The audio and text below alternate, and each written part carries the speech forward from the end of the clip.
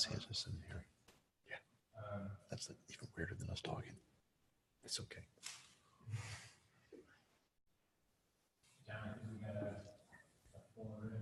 You ready? Okay. Hi, everybody. Welcome to the Illustration Academy and Visual Arts Passage. We are in the room, in the studio of the Illustration Academy for our summer workshops. I'm joined today with Sterling Hunley and Edward Kinsella, alumni of the Illustration Academy and I guess rock stars in the industry today. A couple of quick things are, I guess we're delivering this from the Visual Arts Passage, and what the passage is a continuation of the Illustration Academy, the information that comes from the Academy in an online form. We offer 3 different installments. One is based in skill and craft, the other is ideation, and the third is industry and portfolio development. All of our education is aimed at career development, and I guess it's our career development has done a good job with these 2 guys. So Sterling, Edward, welcome. Thank you. Thanks for having us. Thank you, John. Kind of the topic today is personal point of view, personal vision, personal perspective, voice, whatever you want to call it. Maybe I could get each of you, and I'll start with Sterling, to talk about what that means to you.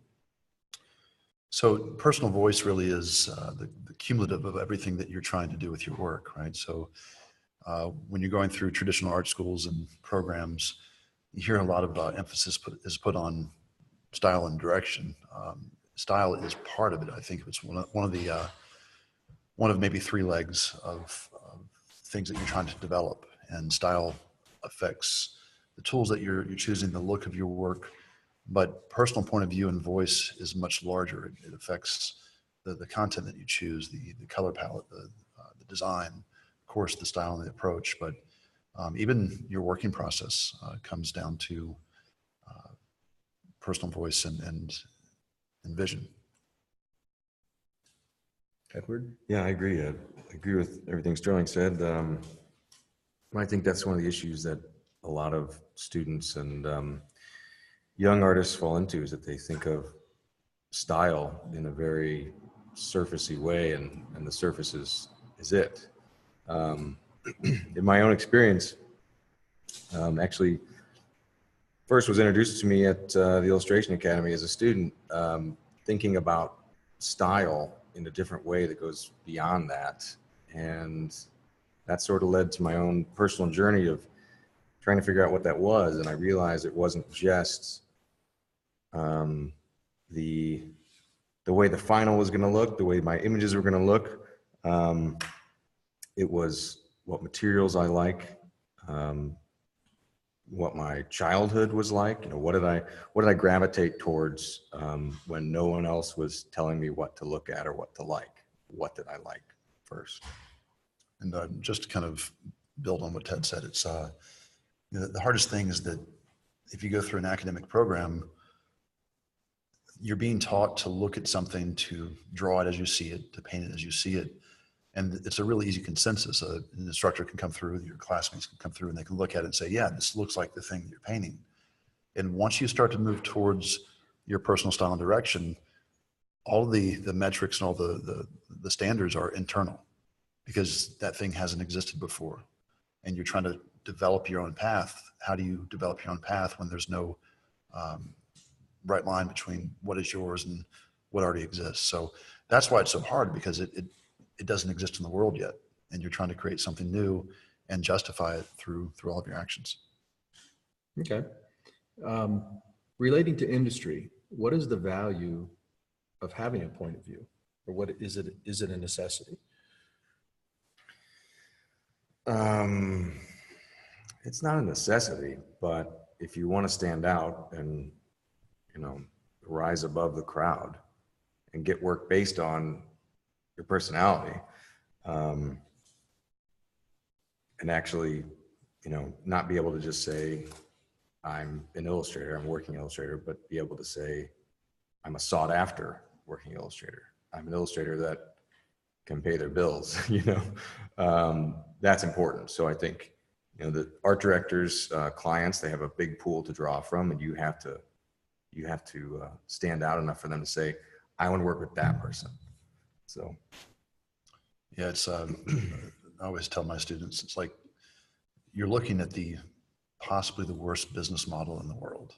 And what I mean by that is you're creating things that are one of a kind solutions where, you're building this authentic voice, and that is often the currency. And certainly the type of illustration work that Ted and I do, there's all sorts of different kinds out there that don't rely on the power of the individual. If you're working in a production studio, oftentimes you're trying to create a consistent voice that helps build the property, the story, or the studio.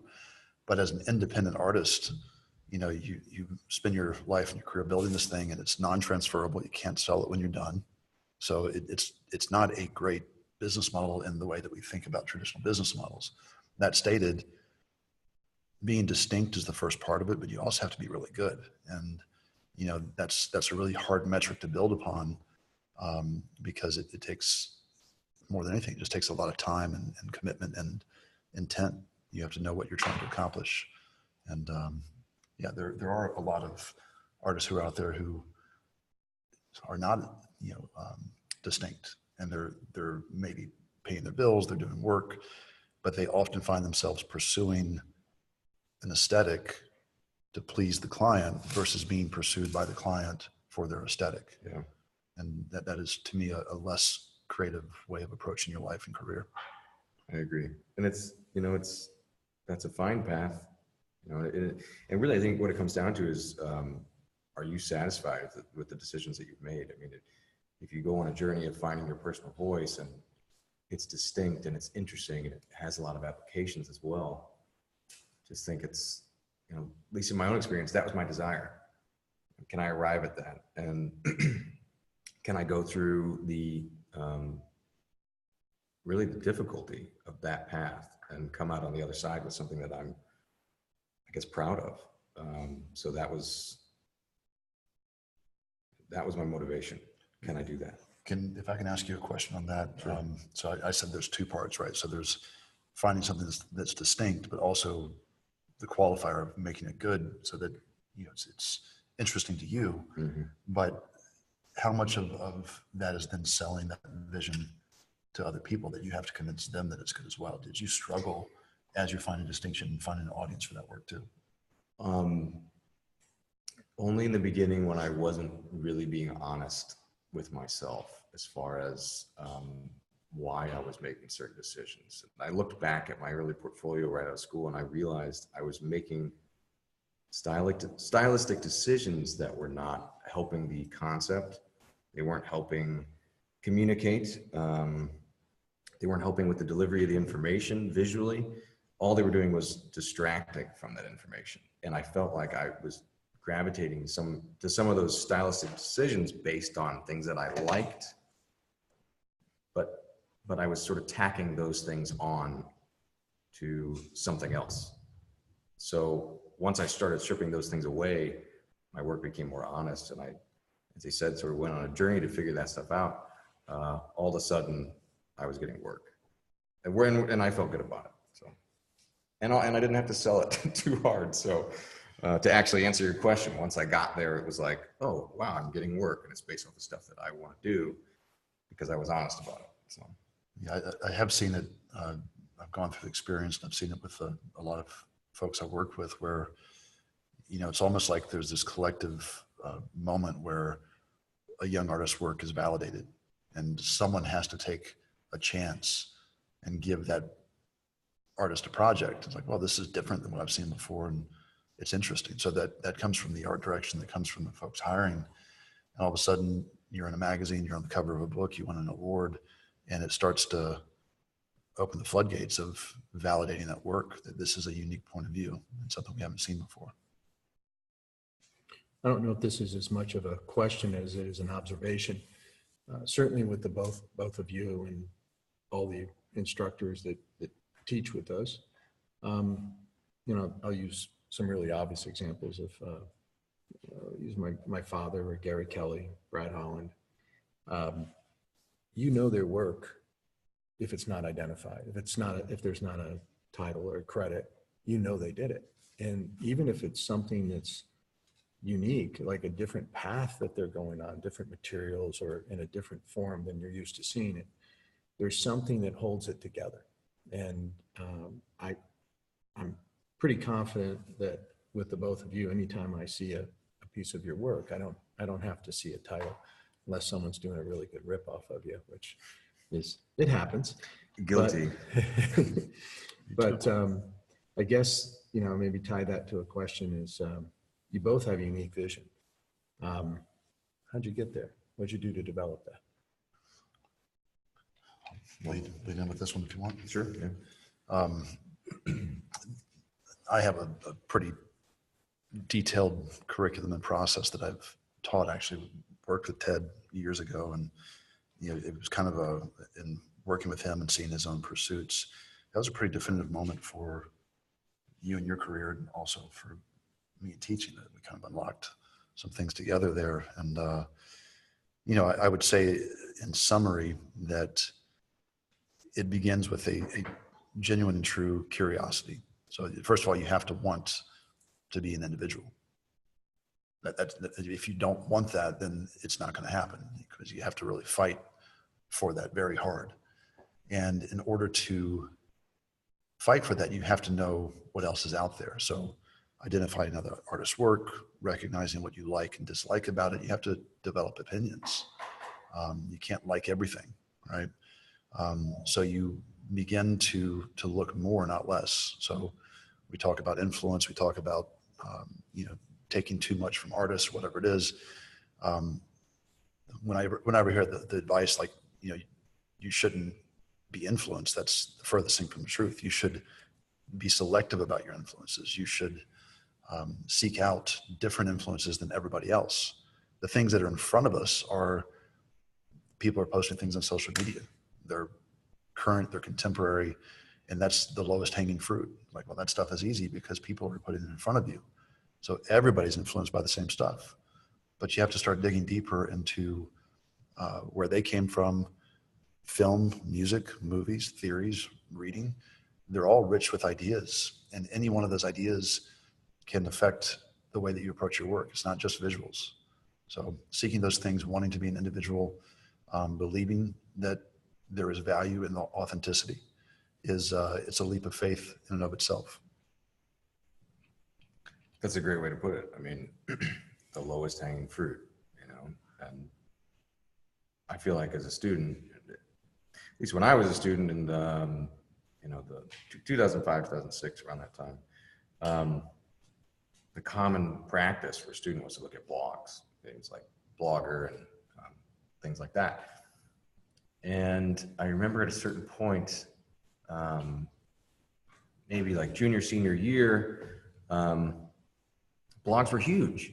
And every other, at least every other fellow classmate of mine that was excited about illustration and wanted to sort of push and become something, they were looking at the blogs of all the illustrators they liked and looked up to and were inspired by every single morning.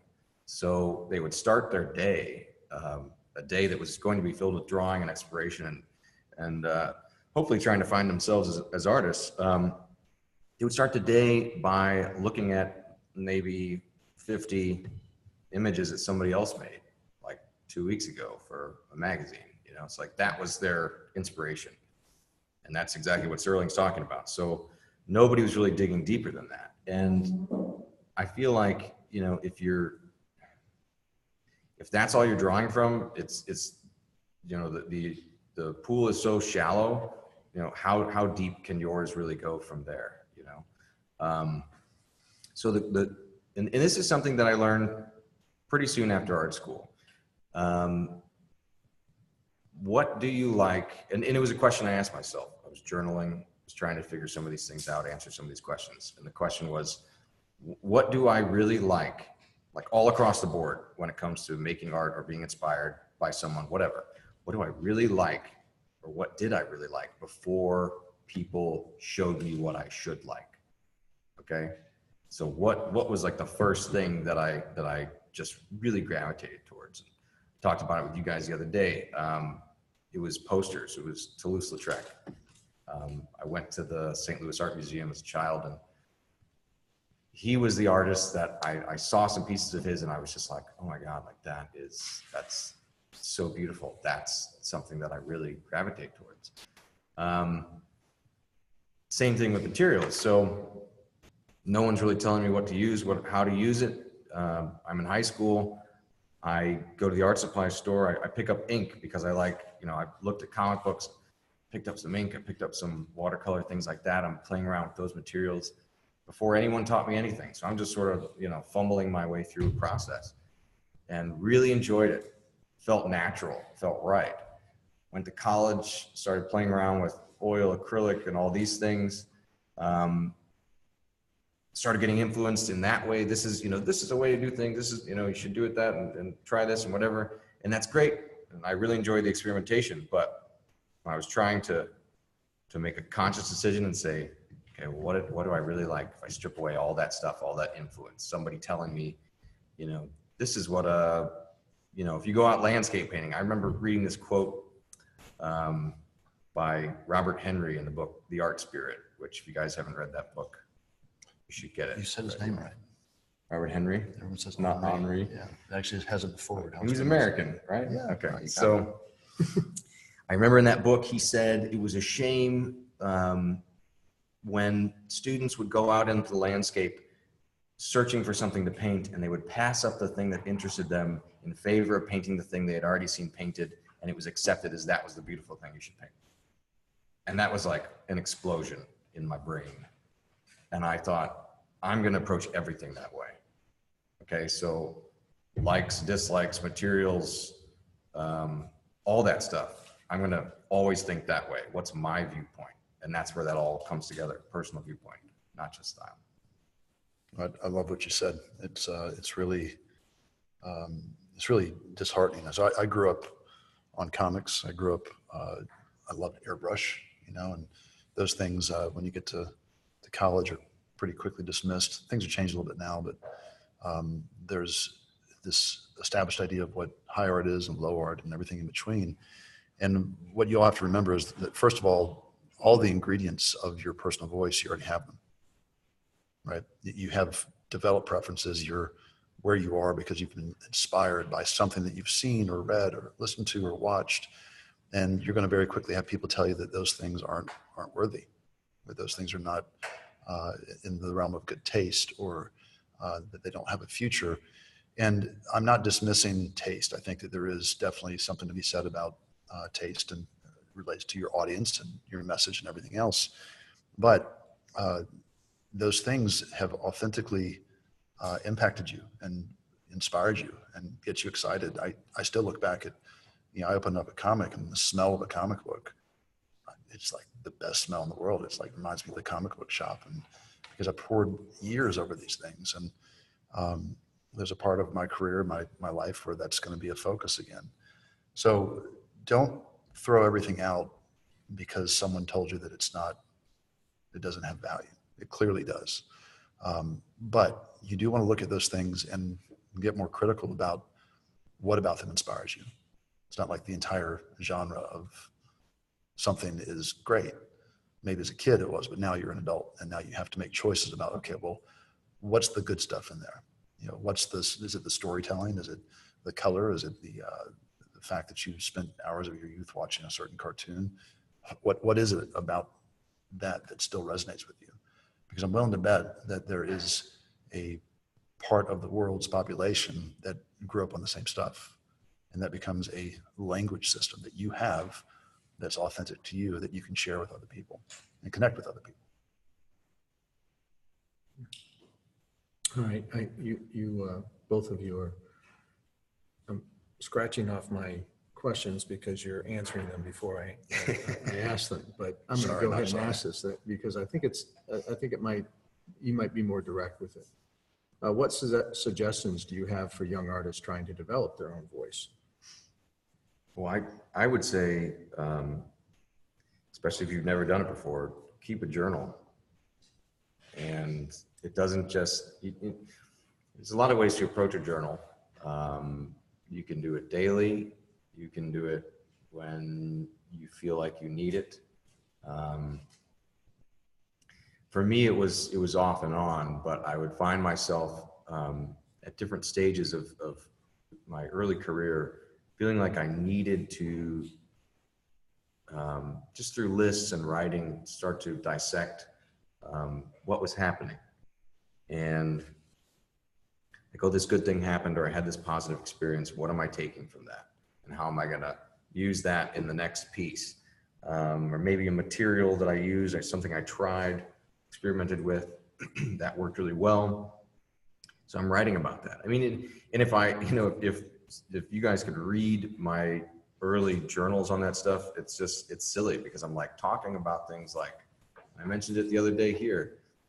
I started dissecting my process and materials and thinking like, okay, if I'm really going to get to a point where I'm finding something personal and just at the very least something that I just enjoy, it just feels like me, and it has to feel right. I think that's my criteria. Like, it sounds silly to talk about it, but getting into working with gouache, it was like, that feels right to me. Something about it just resonates with something within me that feels like that's Edward Kinsella. So it was writing about specific materials, and one of the silliest things that I wrote down was like, okay, and what about each material do I like the best? And it was like, I like inking, I like filling in large dark areas with ink.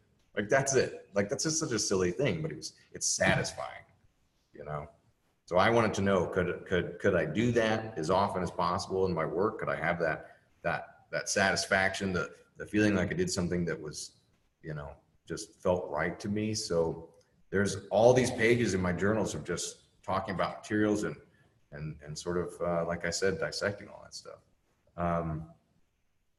The other part of it would be like, writing out a little bit about something that I had this experience and Sterling said this, and what am I going to take from that?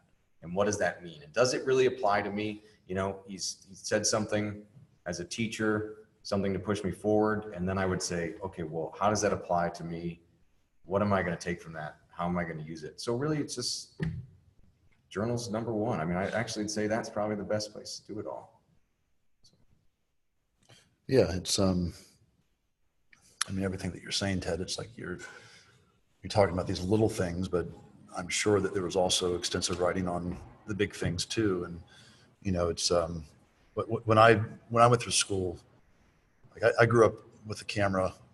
When I got my car in high school, that was my permission to trespass with my camera anywhere I was going. I went into drug dens, and I went to junkyards, and I went all over the place, and deliberately would get lost, and loved the freedom that my camera gave me, right? And then I got to college and started taking a photography course, and everything was in the darkroom then. And all of a sudden it became like a science, and it took that freedom of exploration away from me. But I'm looking at that as a process, and that process was very regimented, and photographers do get into a very regimented process. There was something about that, though, that this learning curve of, I'm going to compare 3 different photographs shot at 3 different brackets, and this one is the best one, right? I think that you can take that emotional quality of the journal, of the freedom of movement and writing down your ideas, but also use it as a tool of assessment. I think that the right answer lives somewhere between that freedom and that evaluation. And if you get into the evaluation part of it, don't just write in your journal and draw on it and put it up on the shelf. Go back and actually keep a page, with each new set of sketches or new process work, and evaluate your process. Be very diligent about what worked and what didn't work. And they become really incredible tools to reflect on from the work that you've done. So time is a big part of it. Evaluation is a big part of it too. The thing with the journal, and I would imagine a lot of people wouldn't do it. There's freedom there. Just like your sketchbook, there's freedom in a sketchbook to mess around and no one has to look at it. Well, now, especially with Instagram, everyone's using, and I know we're having this conversation and it's online, and I don't know how much pull we actually have to influence people, but seeing young students putting validation on certain pieces that they've done just because there's a certain number of likes or comments, please, please, please do not do that. Like, those are not the best pieces. They never are. It's just the ones that get attention from people who are following you. Okay, so all this this style, personal viewpoint, all this development, it takes place outside of social media. Okay, so it's your I don't know how to describe it. It's your cocoon to develop in. Okay, so fill that cocoon with journal entries and trying to figure that stuff out. Do not let everyone else in on that. Okay, because it's your world, and you know, at the end of the day, especially if you're going to go into illustration or a profession where you're working alone, long hours. If you're doing something that's based on what somebody else thought was good, not what you thought was good or enjoyable, you're going to be really unhappy. And the thing about illustration, you know, like the dream is you're going to be doing it every single day and you're going to be getting paid for it. So if you approach it in a way that's pleasing others and not yourself, you're going to be unhappy every day. And I don't know about, you know, everyone in this room and you guys, but I had other chances where if I wanted to do a job that would make me unhappy, I would have chosen something else. You know, this is the job where I have the option. I can actually be happy because it's something that I always wanted to do. So Yeah, I can't imagine a more unhealthy tool than social media for a young artist. You know, now you can argue that there's exposure and there's job opportunities and everything else. There's positives. For sure. But as far as developing your own confidence and your own voice, it erodes and it dilutes and confuses. It confuses established professionals, let alone a young artist who's trying to placate an invisible audience of people they don't know. You know, that audience, you have to keep in mind, it's like the world's taste is not so good. You talked about taste earlier. It is not the barometer of excellence. And what the world responds to, with social media being a large cross-section of that, is that lowest hanging fruit I talked about earlier. It's like the things that look like a photograph. If you're hyper-realistic, you're going to get a lot of response on social media. It's like, wow, that looks just like a picture. It's like, well, that's the way my grandma felt about my drawings, you know? And, Yeah. it's like, it's why are you making the work? And if, again, going back to individual distinction and trying to create something that the world has never seen before, it's a tall task, but it's a really laudable aspiration to pursue. Yeah, it's your work, it's your career, it's your future, it's your day-to-day existence. So it's all on you, you know. I'm going to chime in on this a little bit because I've thought about this a lot with educational programs that I've developed. Trying to learn point of view, trying to have ongoing programs that don't create like a specific look or that don't put limits on students for personal growth. And you know, this summer, the 5 weeks of programs, of 5 different programs we offer, we do bring different individuals in. It's really important to me that the individuals have a kind of unique vision. That's something that's very, that's the commonality among the instructors. They've all established their own point of view.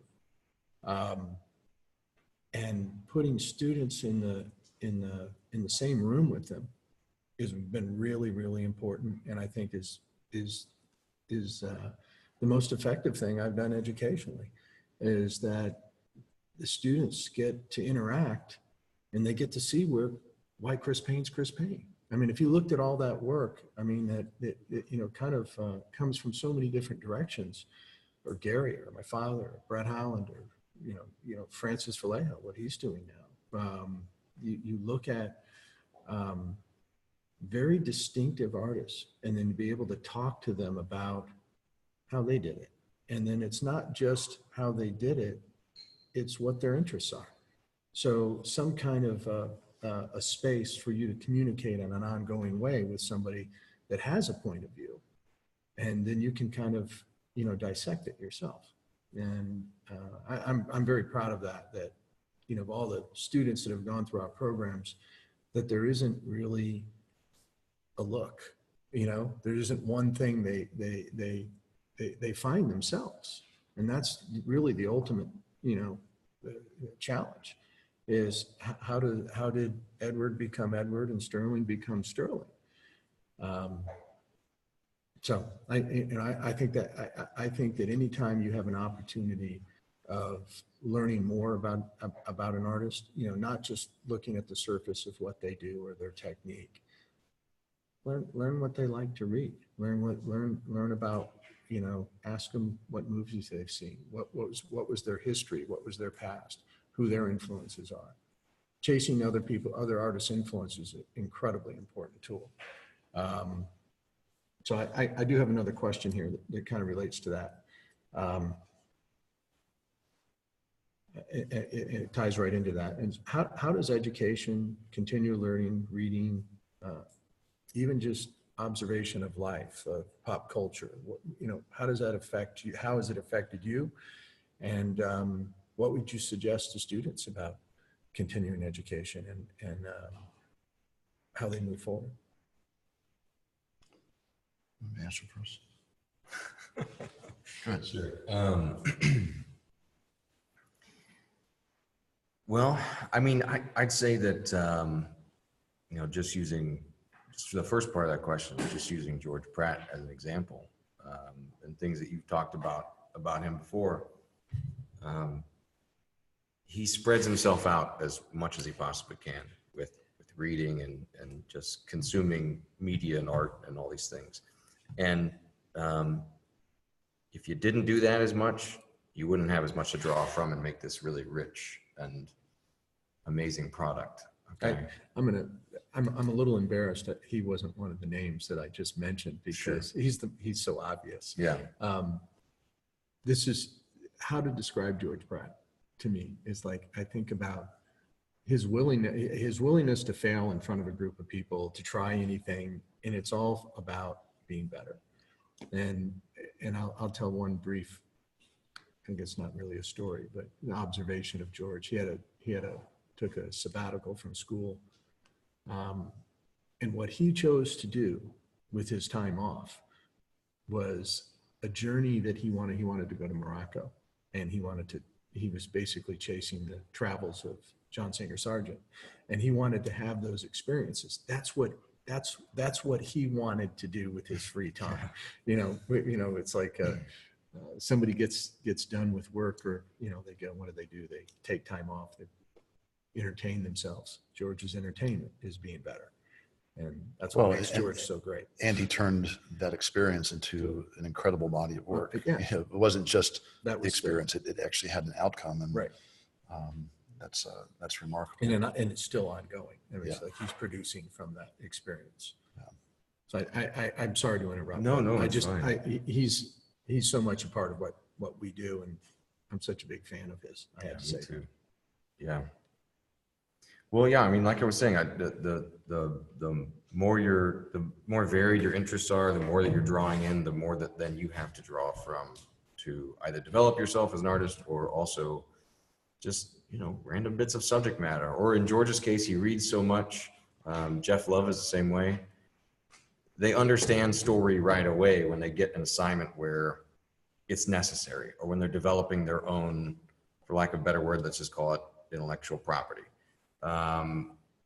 They have all of this information they can draw from to make their own thing. Whereas if you weren't doing that, you're not going to have as much to add to it. It's going to be pretty shallow. So,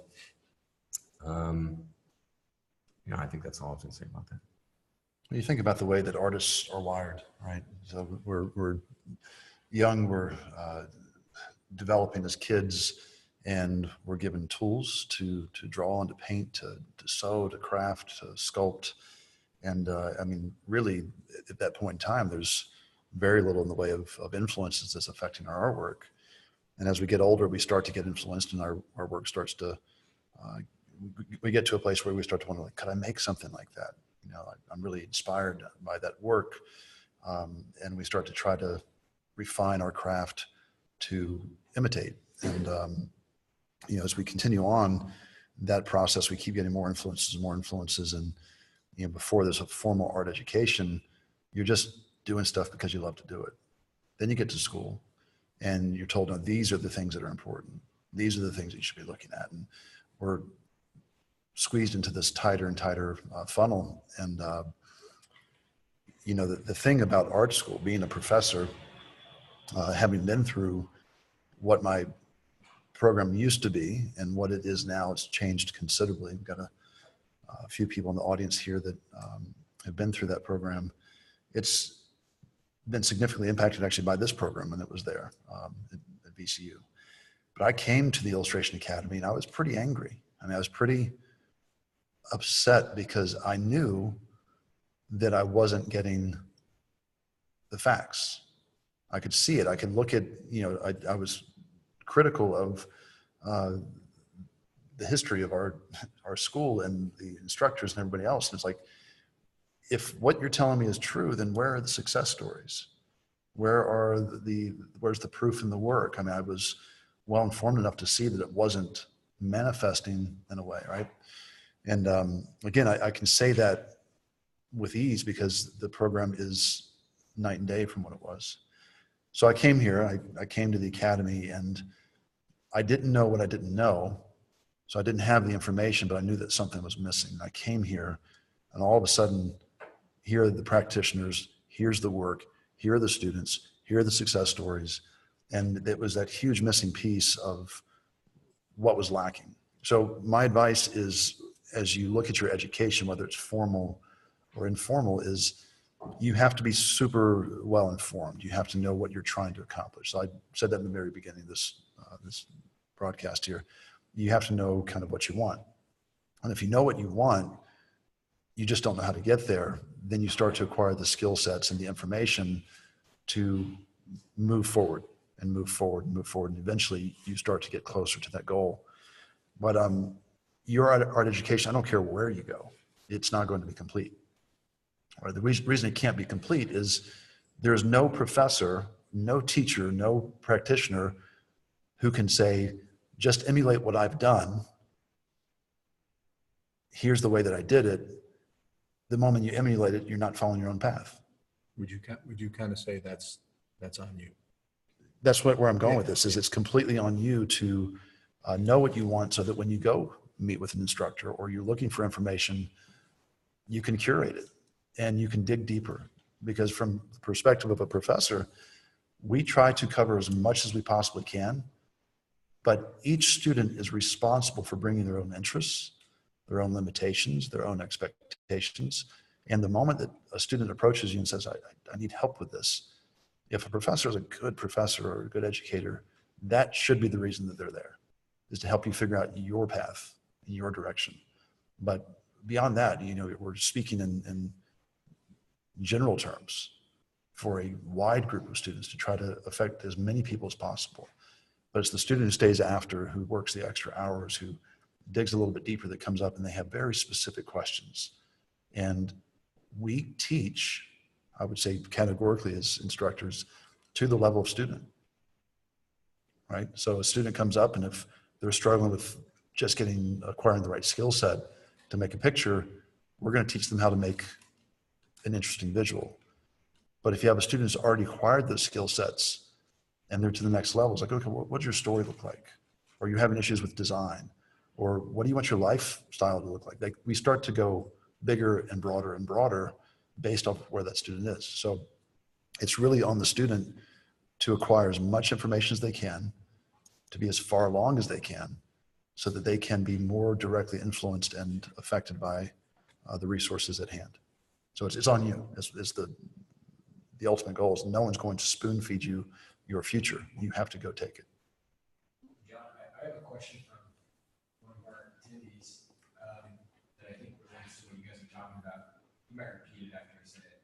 As educators, have you found that teaching, how have you found that teaching has helped nurture your own artwork or creative thought process?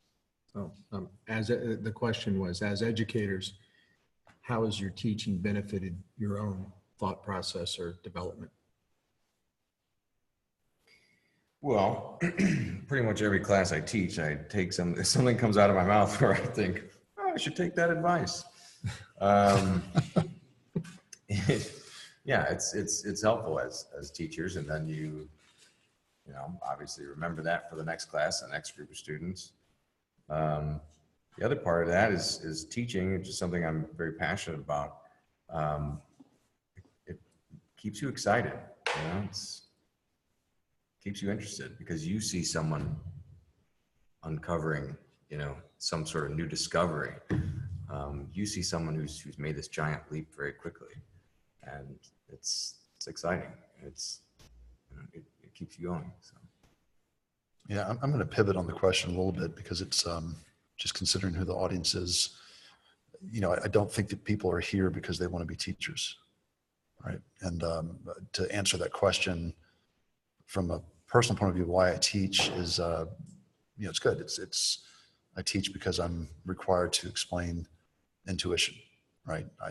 When I have to explain why something felt right when I made a decision, the only way that it's helpful for a student is to actually break that down and give them an understanding of context of where I was at that particular moment in decision making. So to pivot on the question a little bit, to say for the students, for the aspiring artists or professional artists who are looking for something different in their career, understand that the professor, the teacher expects that from the student. They expect to be challenged, and that's something that's on you. It's like if you're told something, it's like, well, that felt right, or I did this thing. Challenge that. You should go and seek the information that you need in that moment. That's kind of spinning off the last thing that I said, which is you have to know what you want. And for me, I love teaching in the classroom because I'll say something, and I always preface my classes with, if you don't understand something I say, it's my fault, not yours. And I want you to approach me to say, I don't get that. And you usually know when you're connecting with somebody, you can see it in their eyes. And I look out and I'm looking at everyone's eyes and, am I clear on that? Do you understand? And everyone's doing this. And there's someone who's there who's like, and they're frozen. And I'll look at them and say, you don't understand it, do you? And that's okay. That's on me, not on you. And it's not that hard if you're speaking truthfully from experience, not from theory. If you've done these things, to be able to tell the story in a slightly different way that personalizes it for that student. You repackage it and you present it in a different way, and all of a sudden they unfreeze and they get it, right? And you know that they got it because you start to see it in their work. So to challenge you all, and whoever you're speaking to in whatever mentorship capacity, the best mentors want to be questioned. They want to be challenged because the return for us is that we understand our process that much better. It's not insulting, it's encouraging. And once I explain something, I should be able to be a better artist because of it. Because next time I approach that, it's like a logic, not just an emotion. So that's something that, again, it's on you to get the most out of your experiences. I'm going to pivot with that a little bit because, like you did, I had an experience. We were putting curriculum together for the skill and craft portion of the visual arts passage, and John Foster's teaching the class. And John sent me, he said, I really think I've been analyzing, John, and looking at the curriculum. And he goes, I think I need to have this information put into the curriculum somewhere. And I said, well, just send it to me. And he sent me over the 13 design notes that every artist should know and understand. And I started reading through, and it was, things like how, value affects shape, and pattern and rhythm overlap, some very basic things. And I started reading through these, and it's like, I couldn't teach all 13 of these right now. It's like I had to go do research and figure out, and I was blown away that John could. And he giggled and he said, yeah, I had to do a little research myself. But I think for me as teaching has been well, this program, I've been doing it for 24 years. It had probably more to do with my growth than anybody else's. I mean, it was how I went to, I felt like I was going to school on all these artists. Educationally, I think the things that you need to look at wherever you are is look at if the information that you want is offered. You have to kind of, Sterling was talking about identifying where you want to go, know what the outcomes are. If you have questions for your instructors, you have questions for who you're, where you've placed your, your resources towards your education, and they can't answer your questions, you're probably not in the right place.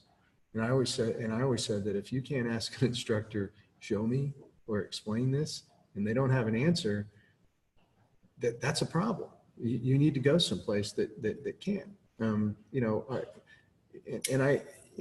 There's great education, but everywhere.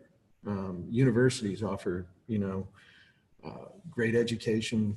There's things that a liberal arts school does with a small art program that's better than a really efficient art school, because their liberal arts program's better than which is, the BFA program is what wraps, illustration education all around the country. That liberal arts program, understanding the world, knowing a little bit about history and literature, and having a voice of a wealth of knowledge to pool from, to create good narrative or conceptual solutions, is a huge part of your education. So, if you look around and really analyze where you are, what we do is the Academy is a very specific thing as far it relates to the illustration world, relates to narrative picture and conceptual picture problem solving, and it's specific, and it's not, it's also not right for everybody, but it's designed specifically to be a better picture maker. And John, I'll say something else that John Foster said to me. He said that what I love about the Academy is I can always go there and surround myself with people that are better than me.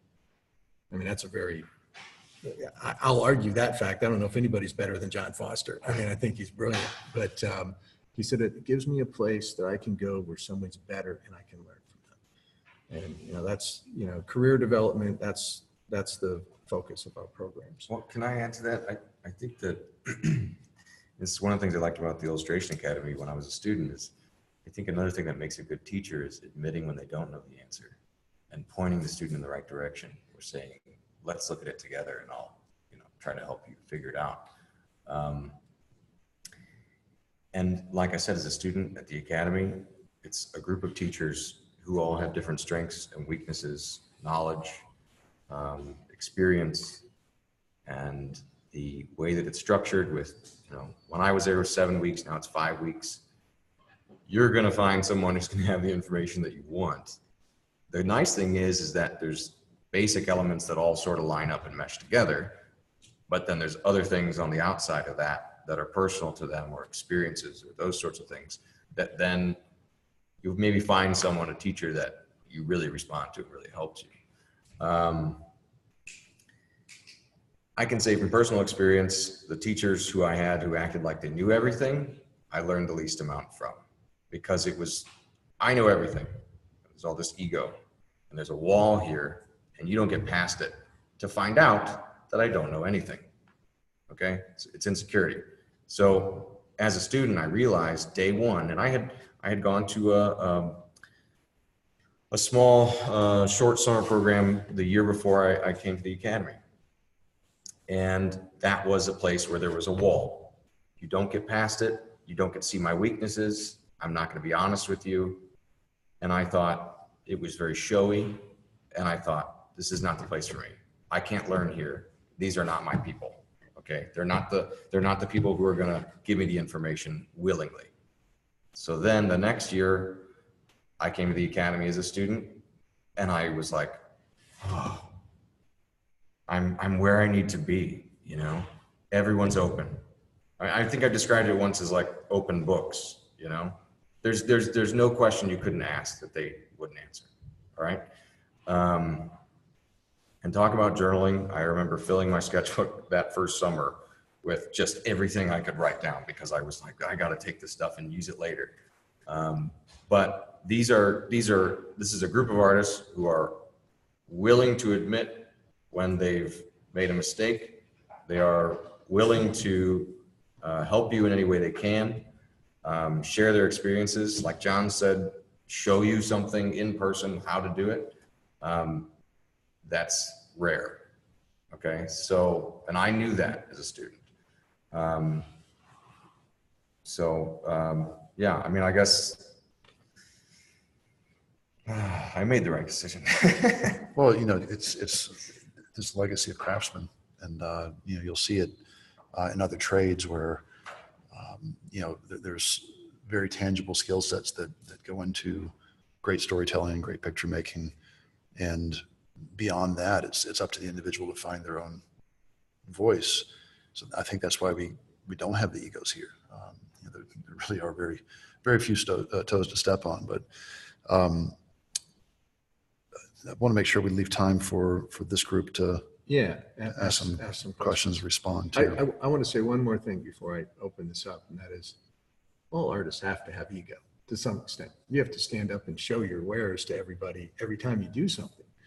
But there's something about, you see artists that are like, I can know how to describe it, but except for they're doing this for the right reason. You see somebody like George Pratt or these guys or my father, and my father has all kinds of opportunity to have a lot of ego, but he loves art. He loves other artists. He appreciates what they do, and the ego set aside. He may be very confident in what he does, but he's a true appreciator of art. And you kind of have to be that way. And that's an honest thing. So I wanted to finish with that. I do want to say one more thing, and that is Edward teaches at the Visual Art Passage. He teaches, it's a mentorship of portfolio development. That's our third installment. And he also teaches in the second installment, which is the ideation. Sterling has been a guest speaker several times. And that's the objective of continuing this, is creating a place that you can find a mentor. You can find somebody to help you assimilate all of this. And there's great free information online. It's just, how do you put all this stuff together?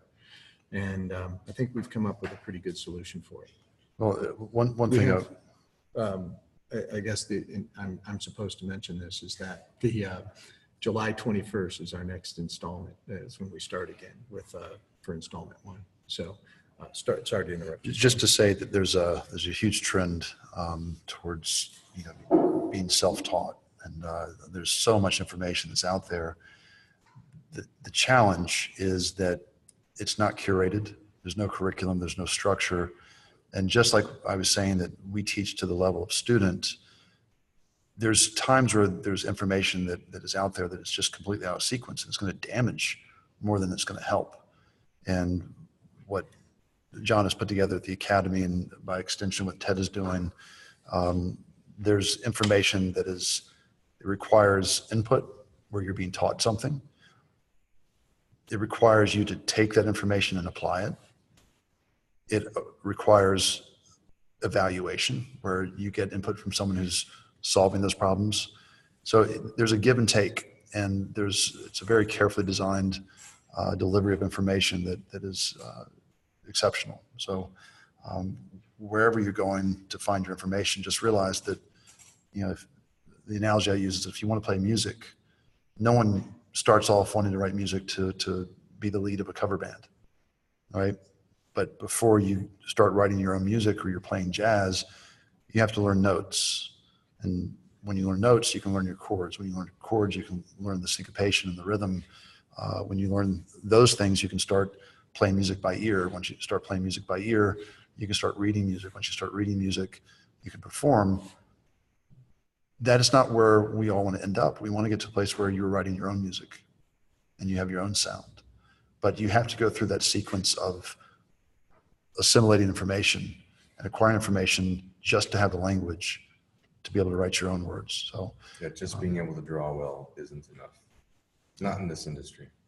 No, I agree. All right, questions? Martin? So I was wondering if you guys could talk about the role that self-initiated projects play in the development of your own style and career. I'll let you answer, but I'll Can you repeat the the question? Yeah. So the question was the role that self-generated projects plays in our own careers, and as an extension, maybe how we approach those types of things.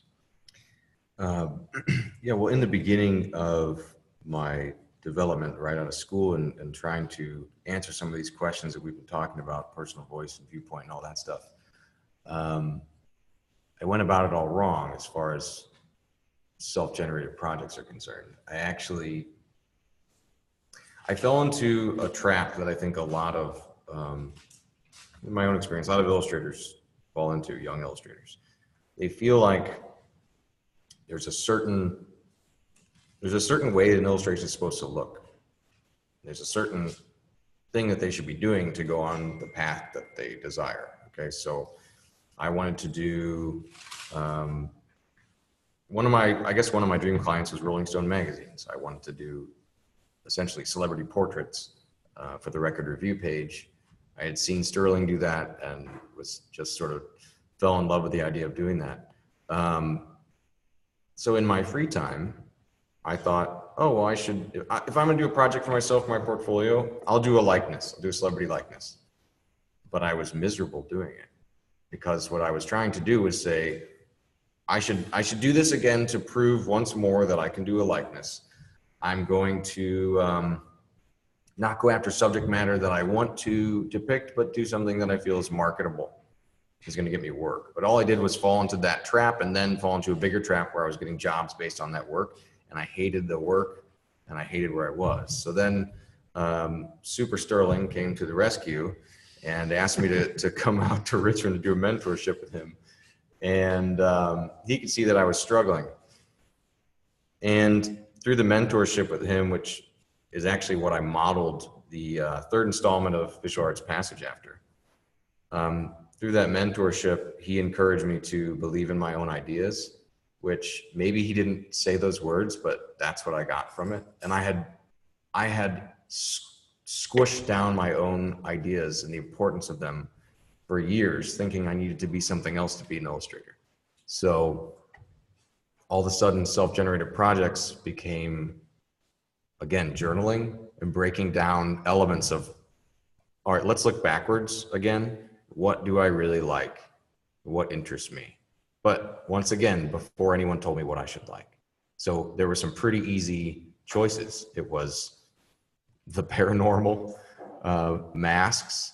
I think I sort of started there. So I wanted to see if I could explore some themes with those two things. History too. Could I put those things together and start to create some pieces that were what I want and not what I thought I should do?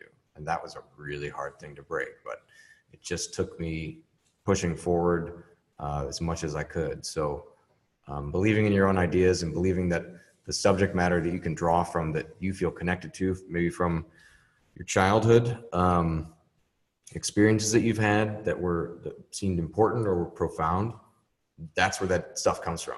And then you make work based off that. So. Martin, to answer your question, I'm Ted and I are both family men. I've got 2 kids and a wife, and my limitations are very real, as are Ted's.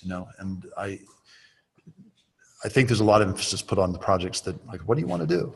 It's like, what do you want to pursue? Follow your dreams, follow your ambitions, and that to me is really theoretical and soft-edged and hard to sink your teeth into. I think the more you live, the more you experience, the more you recognize what you don't want, right? We get these kids who come back, young adults come back from serving time in the military, and they're coming back to school. You've never seen a more driven or serious student, right? They've spent time away from their craft, their art, they've done something else that's very hard, and they come back and they are absolutely driven. So I would say that the very first thing, if I can give you 3 pieces, you do need to know what you want, but equally, probably more importantly, you need to know what you don't want. And if you don't know that yet, then you haven't really experienced a whole lot, right? You know, I worked in, you know, my dad would send us off some summers to work in the tobacco fields. It's hard work. I actually enjoyed it, but because I got to leave it and escape it. But we know what hard work is. We know what being cold and being hungry is like. You know, it's like those are things that come with being an adult. So if you're struggling figuring out what you don't want, you know, oftentimes you're very young. You just haven't had haven't had as much life experience. So seek life experiences. The second thing is really be clear on your limitations. You know, someone who's got, you know, mouths to feed at home, and you own a home, a mortgage, you have a car payment. You don't have the freedom of somebody who's young who doesn't have those responsibilities. So if you're young and you're going to school and you're eating ramen noodles and you have roommates and you're paying a really inexpensive rent, you know, start off your art career and eat ramen noodles and have roommates. And like, you have so much more flexibility to make a living because your cost of living is so low. Try to convince your wife that you want to move across the country to pursue a job opportunity that doesn't exist. That's a completely different thing, right? So limitations are very real. If you're conservative by nature, maybe health insurance is really important to you. So having a job that pays health insurance is huge. Maybe you're not risk adverse and you want to take big risks, and that following your feelings and your emotions is the driving force. Knowing that is immensely important in how you shape your life. So those are some things I think that as you're looking at personal projects and intellectual property and things that you want to do, I have to bind all of mine up with, at some point I got to get paid for my time, right? I have to make money from this thing. So it doesn't matter if it's a series of paintings or a business that I'm creating or a book that I want to write. I have to attach it to, at some point I need to convince somebody through a pitch or a proposal or an idea that this has value to them. And you know, I can't follow things on a whim. So I think you all have to really take a real hard assessment at your time budget, your life budget, your financial budget, and those limitations. And if you can name them, then you know what you're actually working towards solving. I'd actually add to that, say if there's parts of your life that are commanding too much of your attention on this journey, but they're unnecessary, get rid of them. And for me, it was, and I think Sterling had a similar experience. There was a group of friends who were just taking and taking and taking and taking my time, causing issues where it was like, why didn't you ever want to go out and hang out? And I know you have a similar story, and it's like, because I'm trying to do this thing and like develop myself and figure it out.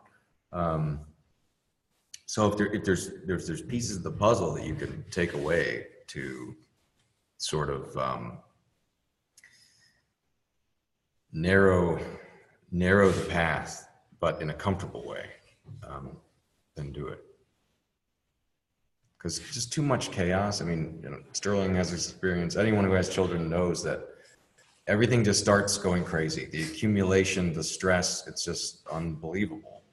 And it took me a couple years of having a child to realize how to navigate that. But yeah, especially if you're young, you don't have a lot of responsibilities, but there are things that are really negative and keeping you from your goal. Try to see if you can push them off and focus more. That's what kills most careers. Yeah. Life gets in the way, Yeah. whether it be finances, relationships, or whatever. But you know, so you got to focus. Mm-hmm. Well, to give it an equation, to give you something tangible to sink your teeth into, right? So time is that component, right? So if you can't perpetually create work that doesn't get the reception that you want. So I call that assumption versus validation. So you make things with the assumption that it's going to do something, right? You're going to share it. You're going to sell it. It's going to be a finished book. If you know what your assumption is when you make something, then you should know what your validation is, right? So if people get excited about it, people buy it. That's the validation. If you continue to assume that your work is going to have an influence, impact, or affect somebody, and it never does, you will not continue making work, right? It doesn't have a purpose. And if you can identify what your purpose is for the work, then you've set your own standards. And I've done a lot of things where, you know, the money is a great incentive down the road, but it's way down the road. And sometimes it's just, some of the things I do is just like, it's attracting really amazing people to what I'm doing. And that's enough. But I have to know that, and I have to be okay with that. That's a good question, Martin. Yeah. You can tell by the length of the answer. Somebody else have a question? Yeah, I have a question about, we haven't really touched on it a little bit. Besides just improving yourself stylistically, obviously comes into the fact of like business and entrepreneurship and learning how to market yourself and stuff like that. What is some things, applies to both of you, that really just changed the mentality and took yourself from just being an artist and just creating to like, all right, I need to, you know what I'm saying? To really put yourself in a position where, you know, like, I mean, obviously it's a lot of experience, you're gonna get burned, you're gonna get put through those trials, but how do you know when you are, like, you're ready, all right, I'm gonna put myself out there, I'm gonna learn how to move in these different ways? Do you mean like, how do you know when you're ready to show your portfolio, or how do you know when you're on the right path? How to, yeah, I mean, I guess put your, I mean, not in the sense of putting yourself out there more than like, Let me try to figure out, are you, okay, and I think it relates to being on the right path. How do you know when you're at a place where you've figured out something that's really working and you're ready to show it to people? And is that what you mean, sort of? yeah. Well, can I make an observation? This is a really good example that you know that you're missing information. You don't know how to frame the question because you haven't had that experience yet, right? So for me, it's with my business, we're looking for funding next. We're going to approach investors, right? That's like this totally gray, soft edge. Like I have no idea. I don't even know the information. I just know that it needs to happen. So you're seeing art career, art, voice, vision, career is this big question mark for you. So I think that that's kind of what you're getting at, is like, how do you go from this thing that we're making to the thing that, that people see as value and want to pay you for it, right? Does that help frame it? Yeah, and the answer is you're never ready fully. You just have to take the plunge.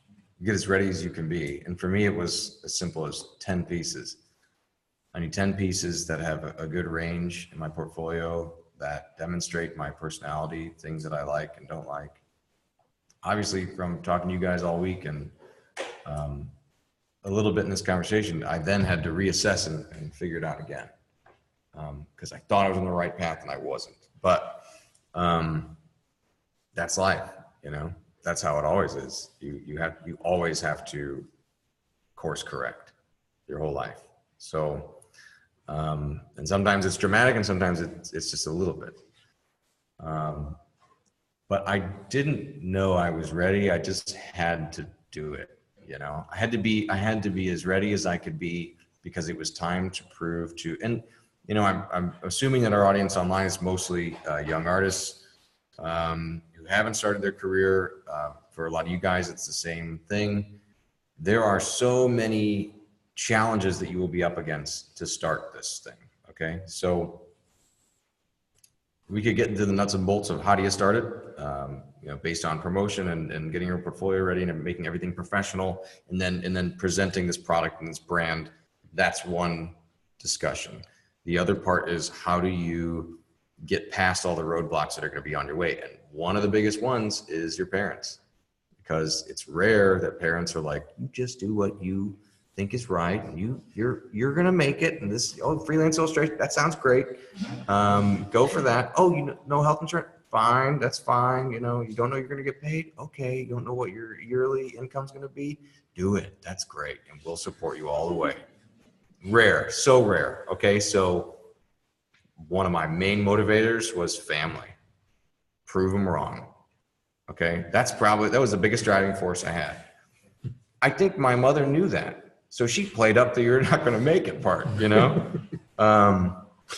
She's very deliberate in that type of psychology, okay? So that's fuel for the fire, okay? Prove them wrong. Prove your friends wrong. I mean, you're going to see that what happens is you go back home, and maybe you have some friends in your hometown from high school or whatever. And a lot of them have been jealous of you for a long time because you figured out what you wanted to do and you're going on this path. Okay.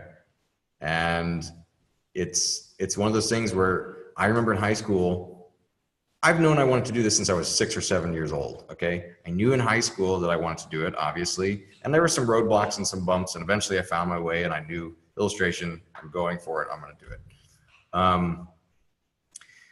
But I remember back in grade school, I know what I'm doing. My friends saying, God, I have no idea. Okay. Going into high school, I know what I'm going to do. My friends, I have no idea. College, I know what I'm going to do. Really? Because I haven't picked a major yet. Really? You've had so much time to think about this. What are you doing? You know, like just pick a passion. If you don't start going after it now, you'll never make it a career. So what's going to happen? You're going to fall into a job that you hate. You know, probably, I mean, you used to be able to say for the rest of your life, but now it's like, no, you'll get fired in 20 years when you're not valuable anymore, you know?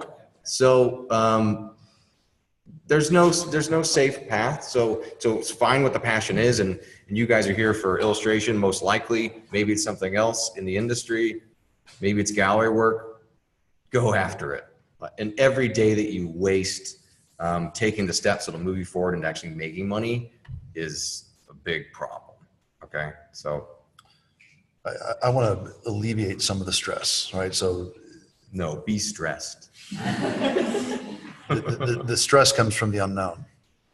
The thing about this industry and any creative industry is that it already exists. There's already rules, right? You have to realize that with commercial work, there's not a want for your work, there's a need for your work, right? That these companies are using pictures to sell products to an existing audience. And when they're hiring illustrators, when they're hiring photographers and designers, it's not because they like your work, it's because it fulfills a need. It's helping them sell a product to an audience. And if it's hip and it's cool, that's the currency that you have as the youngsters that you are, is that what you're doing is fresh and it's exciting. What sells publications and magazines and labels and music and everything else is that it's young and it's exciting, right?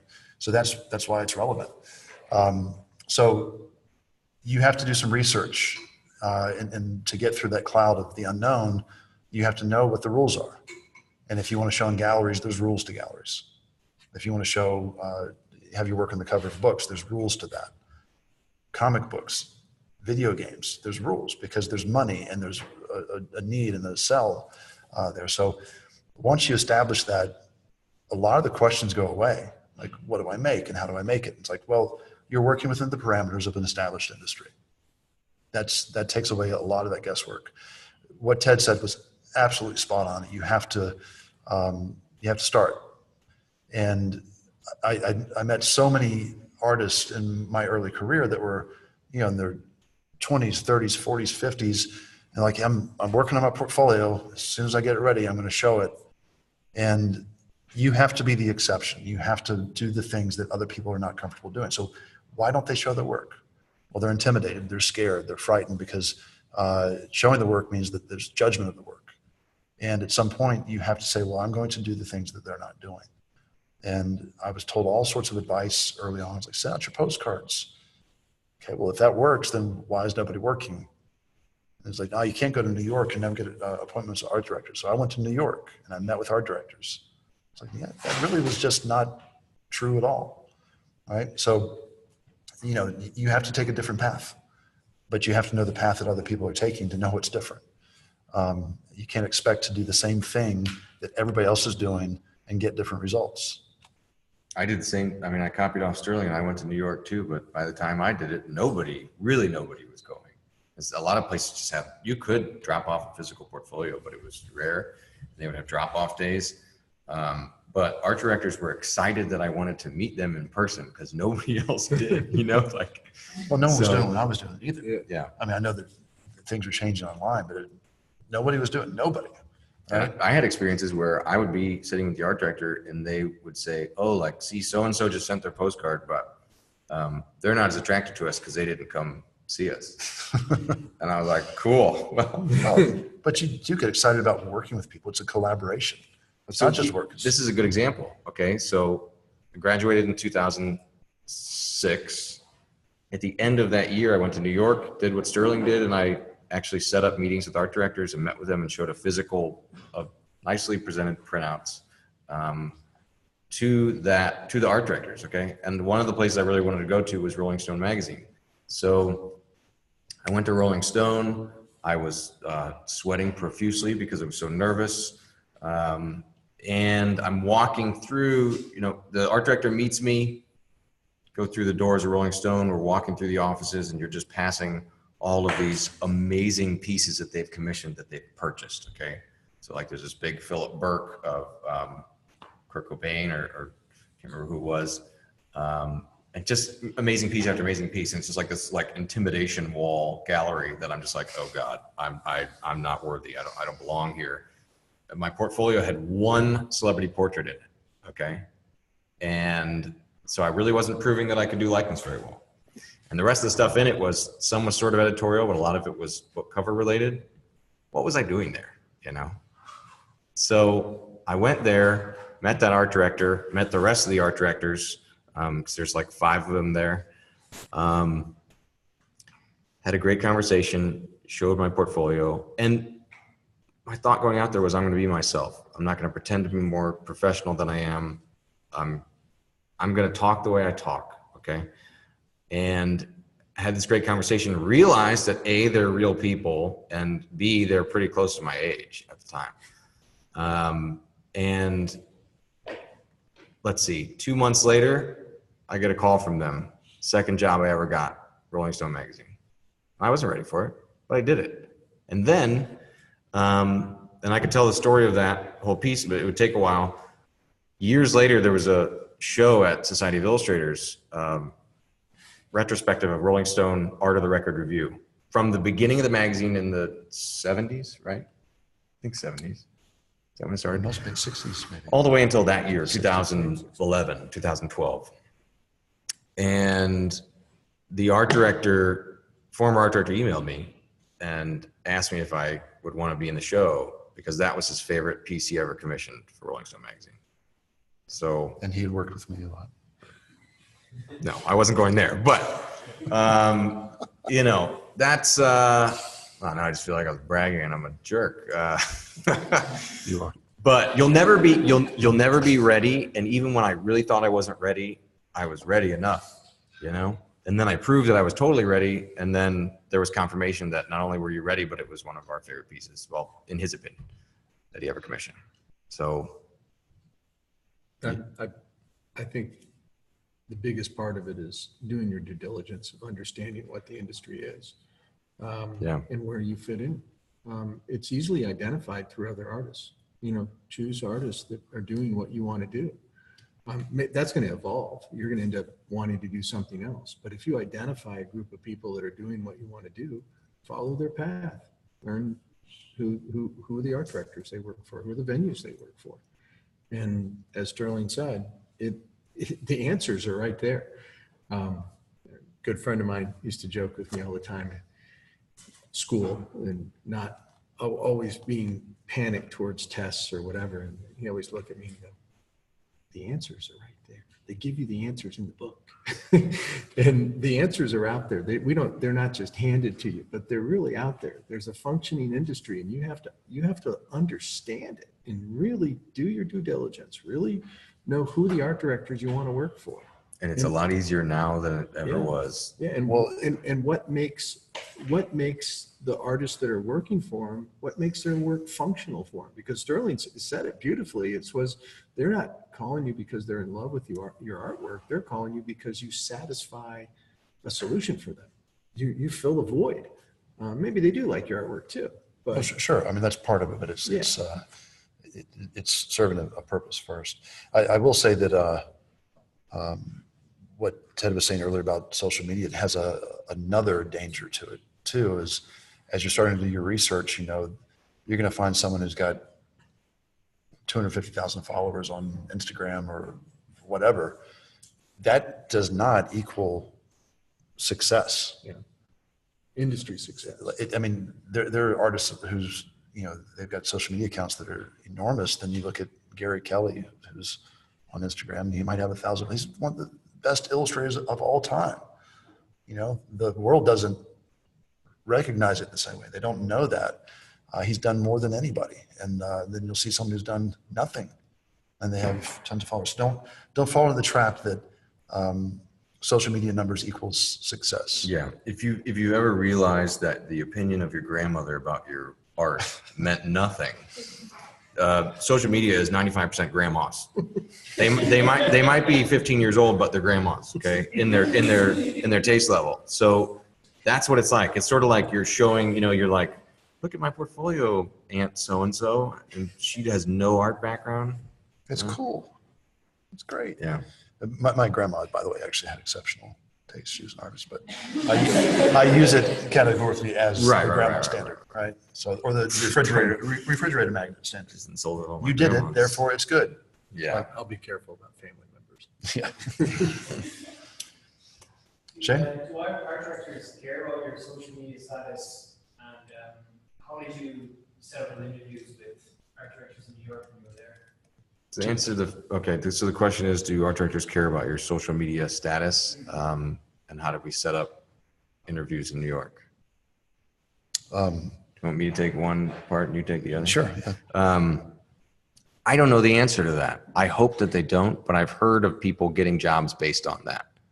Not illustrators, but in other professions. It's seen as, oh, you have influence. And that's true. And that's one of the things where that's a positive of social media, is that people are going to see your work. So potentially if you, just as sort of An a, audience. yeah, an audience, to supplement your income, to sell prints or originals, whether it's the sketch or the final painting, someone's going to see it. You know, if you have 300,000 followers, you have 300,000 chances of somebody potentially buying a piece of art of yours. It doesn't matter what their taste level is. If they like your work and they want to buy it, that's great. So it has importance. Do art directors care? I don't know. I mean, maybe the really young ones who think that that's important. I don't know. Can I put a differentiator in there? Sure. Real quick. I like to think of it as product versus service. So I don't think that a publication cares when you're an illustrator doing a work of art that's in service of selling their product, right? So their product is a magazine. So your influence isn't going to sell their magazine, right? You're a small part of a larger whole. When you have a product that you're selling, prints, t-shirts, your own intellectual properties, Martin was talking about, whatever it is, then you have significant influence because those people are there to see your work, right? So I've seen it from a company side where a company might be selling a product like a sketchbook or a journal or art supplies, then they're very interested in your influence in helping them sell their product directly, right? But if you're part of something larger as a service, it doesn't have the same impact. Yeah, you have to ask what the motivation would be. Yep. Why would they care? What's it going to do for them? You know. Right, I think we ought to, Timmy, are we to a point where we should be done? I want to thank everybody here, obviously, for participating, and anybody else that joined us online. Thank you very much, and thank you, Edward and Sterling. Thank you, John. I want to say one last thing. We didn't finish Shane's question there. Okay. We don't have time. We're going to follow up with you on that here. That's the kind of stuff that we actually like to cover maybe more in person. I did want to say that regarding your question, is it related to sponsorship platform? If you start trying to sell a book, you're looking for a publisher, very often they'll say, what does your platform look like? And when they're asking about your platform, that's because you're making the product and you're selling it to your audience. So the platform is how many followers do you have? What kind of influence do you have? So that's the part I forgot to mention. Sorry. That's good. All right. Well, thank you all. I very much appreciate it. Thank you.